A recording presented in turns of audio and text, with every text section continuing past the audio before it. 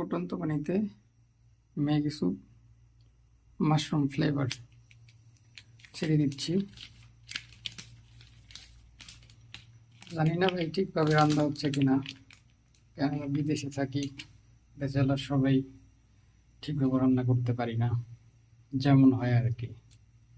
আমরা তো আর professional chef না, রান্না হলেই হয়েছে, খাওয়া চললেই হয়েছে আমাদের।